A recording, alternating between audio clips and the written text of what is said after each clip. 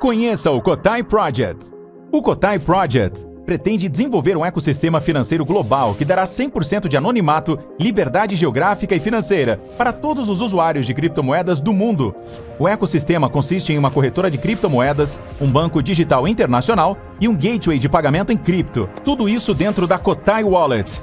Não perca essa oportunidade e acesse o nosso site. Link na descrição do vídeo. Mas o negócio da XP é acusação de pirâmide. Vamos falar disso. Podemos falar daqui a pouquinho sobre a questão da XP. Que é mais grave ainda. Mas o fato é que o problema é o problema do agenciamento que o Taleb fala. É quando os interesses não estão alinhados. O cara quer te vender um negócio para ele ganhar o spread dele lá. Ele tem um escritório no Barueri Camboriú, o filho dele estuda na escola bilíngue, 10 pau, entendeu? Ele tem um carro de 200 mil, ele precisa te vender um negócio lá Pra manter o bagulho rodando. Pra ganhar o dinheiro lá, porque ele vive daquilo. Então ele vai tentar te vender, te engambelar, digamos assim, porque é a meta dele, ele precisa lá, é a sobrevivência dele, ele acaba se justificando moralmente de que, minha família e tal, né? Tudo bem. O problema é que ele tem um benefício que não compensa o risco que ele está te colocando. É uma destruição de valor, por causa de uma falta de alinhamento no interesse. Sim. Então, a empresa de investimento do futuro, a empresa de investimento que vai pegar, que todo mundo vai querer investir nela, é aquela empresa de investimento que tem um produto de investimento muito bom, que dá muito lucro, e que o resultado que ela tem de você é um pedaço do lucro, que é a performance. A performance é a coisa mais skin the game que uma instituição financeira pode fazer, que é o quê? Eu ganho com você, não ganho de você. Muda completamente a relação das coisas. Então, a coisa mais honesta que existe hoje é você abrir um hedge fund, você abrir um produto de investimento que você divide os resultados com o seu cliente e que se ele perder, pelo menos você não ganha. No mínimo você não cara, ganha. Eu acho isso um absurdo, na moral, Roxo. Cara, qualquer gestor de fundo é basicamente o seguinte, é taxa de administração, certo? Sim. E taxa de performance. Sim. Aí você abre um fundo lá. Uhum. Eu te dou dinheiro. Perfeito. Se der certo, é 20% seu. Se der errado, eu perco meu dinheiro e você não perde nada. Cara, então, é um negócio que... A performance, ela tem que ser tipo 110, 120% do CDI. Ela não pode ser qualquer dinheiro que ganhar, o gestor fica com um pedaço. O gestor só vai ganhar dinheiro de você se você bater um benchmark muito grande. Sim, mas e se der errado? Pelo menos ele não ganha, entendeu? Porque o problema do agente autônomo é que ele ganha sempre. Ele sempre vai ganhar. Entendeu? Falando das corretoras. O problema do autônomo, do assessor e tal, é que ele sempre ganha, entendeu? Não importa se você vai ganhar ou vai perder e tal, ele sempre ganha. Eu estou sendo procurado por muitos investidores que foram prejudicados que querem que eu faça pareceres sobre opções. Porque eles foram orientados muito mal pelas corretoras e alguns merecem gente isso. Falando que a taxa de juros no Brasil ia cair. Perfeito, que o dólar ia não sei o quê. E incentivando, vendendo produto e o cliente quebra e a corretora não tá nem aí, entendeu? Então, assim, o alinhamento vai acontecer quando você tiver uma empresa de investimento que só ganha dinheiro se o cliente ganhar. E só se ele ganhar acima de um certo tanto, entendeu? Porque senão... não tem alinhamento, entendeu?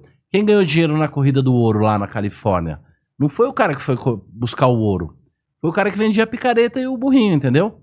É o cara que dava lá o acesso. Então, as finanças do futuro, a grande empresa de investimento, que todo mundo vai querer ter conta lá, investir lá e tal, é aquela empresa que estiver comprometida com você. Que tiver um negócio que ganhe muito dinheiro, ganhe dinheiro acima da média, com risco baixo, e que divida o resultado fique com um pedaço menor do resultado. Aí vai funcionar. Esse lugar todo mundo vai querer abrir conta. O iPhone dos investimentos. Mas e enfim, a acusação da XP? Certo. É de pirâmide, certo. Porque, acima de tudo, ela tem esse detalhe. Tipo assim, não, o cara ele ganha quando você entra e joga a grana. Não é na performance. Que é uma acusação que isso vem enrolando já desde o ano passado, mas explodiu e foi parar em diversos jornais, inclusive, se eu não me engano, tem uma investigação que ela é internacional, é lá nos Estados Unidos. Vou contar para você. Então, é uma empresa de research internacional, que não é muito grande, não é muito renomada, E ela fez essa carta e ela recomendou vender descoberto short de XP com o seguinte tese. E aí antes, eu vou dizer assim, olha, os gringos são muito ingênuos. Eles não conhecem o Brasil, eles não sabem o que é o Brasil. O fato é que a XP ela tem 2 fundos de investimento lá que servem para quê? Uma delas serve para ser o RLP. O RLP é uma coisa. A outra coisa é um outro fundo que serve para ser contraparte nas operações estruturadas e nas operações de spread, de tesouraria, que é o quê? Você quer fazer uma estratégia, quer comprar um título lá, quer comprar um derivativo. Você chega na mesa da XP e fala, eu quero comprar esse derivativo. Quem vai te vender é a própria XP. Ela vai vender para você. Ela vai vender um negócio que vale 12 de taxa. Ela vai te vender por 13. Ela vai te vender 1% acima.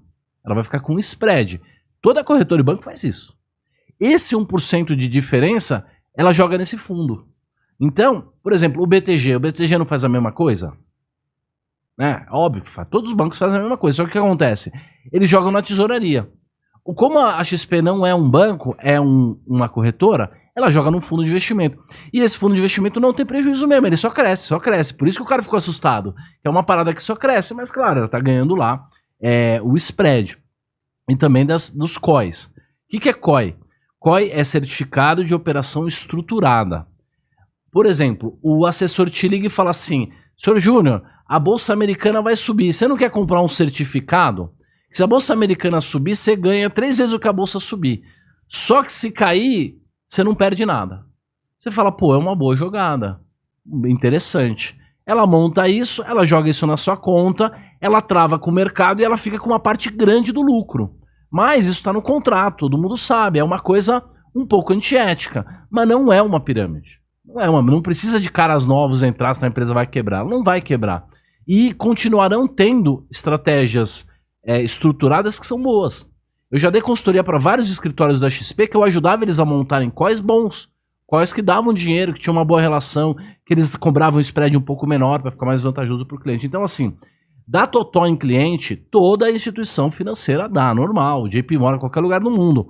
O que aconteceu é que, por algum motivo, muitos influenciadores começaram a atacar demais a XP, entendeu? É normal, é uma placa grande, ela é muito atacada e com certeza concorrentes estão ajudando a patrocinar esse ataque. Eu vejo quem são os influenciadores e eles são patrocinados pelos concorrentes, né? Então é um ataque maciço. Ela não passou da... Eu vou explicar o que é o RLP. Vou explicar o que é o RLP. Todos eles passam da linha. Todo assessor vai te enfiar um produto. Ele não tá afim que você ganhe dinheiro. Ele não tem interesse alinhado com você. Ele tá falando pro seu trader, não pro seu estrategista, nem pro seu analista. Ele não entende investimento. Aquele cara com aquela roupa elegante, com aquele sapato sem meia, com aquele carro gringo, com aquele sotaque meio de gaúcho, meio de catarinense lá, que vai vender um produto pra você, com aquele cabelinho, ele sabe bosta, sabe porra nenhuma, nem nada. Assessores de investimento no Brasil sabem bosta. Diretores de banco no Brasil não sabem nada de investimento. Eles não sabem o que é a carteira 360 que você fez lá. A minha aula, o meu treinamento, você sabe mais que os caras. É impressionante. Porque são vendedores. Eles têm que contar a história bonita, entendeu? E o brasileiro e o ser humano, ele é muito sensível à sinalização de virtude e de riqueza. Você vê o cara falando difícil, com aquela roupa, com aquela namorada, todo fortão e tal, você fala, esse cara sabe tudo. E vai te enfiar um produto desse aí. Mas não é só a XP, galera. Todo o mercado faz isso. E precisa ter um alinhamento ético, moral e tal, que vai acontecer no futuro. Resumindo, você tem que ser um cara que tem que estudar bastante para não cair nesses papos e saber aonde você vai botar seu dinheiro. Isso, e tem que fazer uma coisa muito simples, e às vezes você quer colocar no Tesouro Selic, que é o mais básico, entendeu? E o cara vai vir com uma tese para você que você é burro, que você não sabe nada, que não sei o que, que você tem que pôr num outro produto, por quê? O outro produto é o que vai dar a taxa para ele, entendeu? Mas assim, já tem um Open Bank agora as corretoras vão ter que abrir os resultados que ela tem de você. Agora eu vou contar uma outra história do negócio chamado RLP. Retail Provide Liquidity, que é o quê? No passado, no pregão, quando eu tinha um lote muito grande para vender, para comprar no mercado, eu ligava para o meu corretor lá no pregão, ele ficava muito feliz. Eu trabalhava no banco, ele era o broker lá, o corretor lá do pregão do banco. Ele ficava muito feliz quando ele tinha 20 quilos de vale para vender a mercado. Por quê? Porque ele chegava no scalper, no autônomo, e falava, ó, tenho 20 quilos aqui a mercado. O autônomo chegava lá na roda e falava, como é que é? Ah, é 10 com 20. Aí ele começava, venda 20, venda 20, venda 20, venda 20, venda 20. Tchau, tchau, tchau. Vendeu a 20. Aí ele ia lá e tomava de você a 10. Do banco. Então ele fazia um negócio de 10 com 20.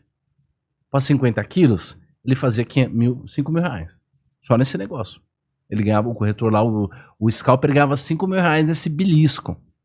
No futuro, o que foi acontecer? Ele modificava o valor de mercado? Não era 10 com 20? Era. Então, ele ficava tentando vender a 20. Se ele conseguia vender a 20, ele passava Então, um direto com você a 10, porque você tinha uma ordem a mercado, entendeu? Pra vender a qualquer preço. Mas por que ele podia fazer isso? De podia modificar? Ou... Ninguém sabia que o operador de pregão tinha 10. conversado com o scalper, a diferença de 10 para 20 não tinha. Ele ia bater em alguém a 10, inclusive.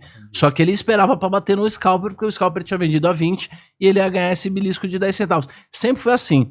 Na sexta-feira, os assessores, os assistentes e tal, o pessoal mais bagrinho da bolsa, fazia uma fila para ganhar a ajuda da semana. Os scalpers davam $100 para cada assistente de pregão na sexta-feira.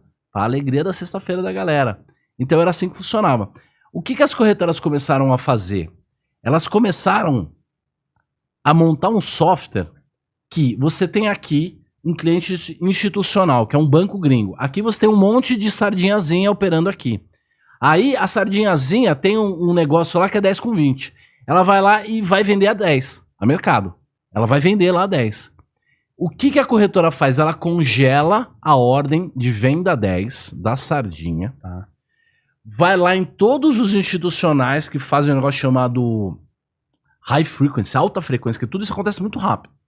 Ele oferece uma venda a 10 para esses caras, faz um leilão reverso, isso acontece no milésimo de segundo, e sai a 13 e a 14 lá. A XP, que foi a primeira que inventou isso, por isso que eu tô falando o nome da XP, mas todas têm a RLP, que é uma coisa gringa, inclusive, que quem criou foi, eu acho que foi a Charles Schwab lá fora. O que ela faz?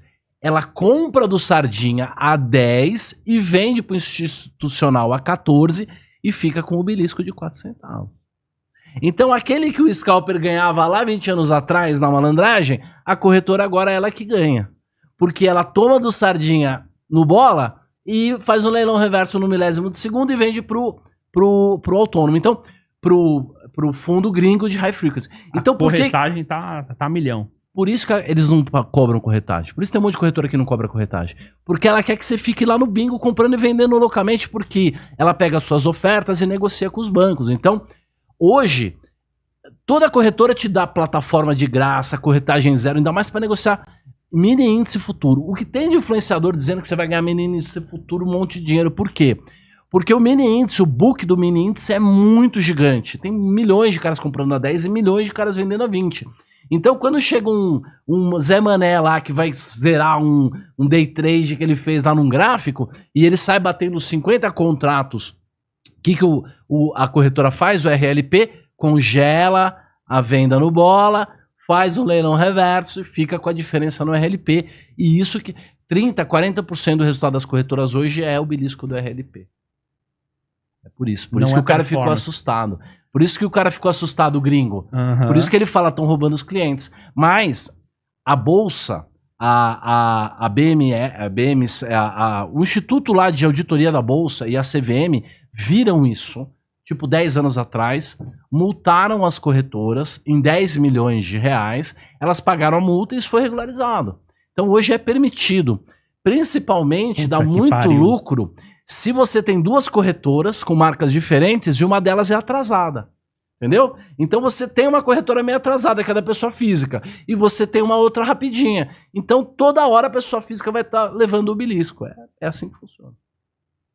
Então, de fato, é nebuloso. De fato, a gente precisa criar um novo sistema em que a instituição esteja alinhada com o cliente. Mas isso só é possível agora, com a tecnologia, a modernidade. Pô, hoje é muito melhor do que era na década de 80, era muito pior, entendeu? Mas ainda tem toda essa sujeira. Imagina quanto dinheiro o Barça já não pegou nessa daí. O pessoal chamava do velho, o velho do pregão, porque ele trabalhava no pregão, né? Então. É, isso. E ele era... Sabe o que ele fazia também? Ele fazia uma coisa que era moralmente muito humilhante, assim, em termos de honra. Ele fazia negócio no fracionário. O que é? Ele ficava comprando do Sardinhazinha, que tinha uma ação, 2 ações, 3 ações, que é mais barato o lote fracionário. Aí quando ele juntava 100, aí ele ia lá e vendia no lote do 100, que vendia alguns centavos mais caro. Mas ele trabalhou muitos anos comprando ações no fracionário, que saía mais barato. E acho que ele guardava pra ele e tal. Mas você queria humilhar alguém no pregão 30 anos atrás, era falar que o cara trabalhava no fracionário. Entendeu? Entendi. O cara era tipo... É tipo catalata. Ah, entendi. Entendeu? Tipo... ralé. Baixo clero o negócio. Sim. Entendi.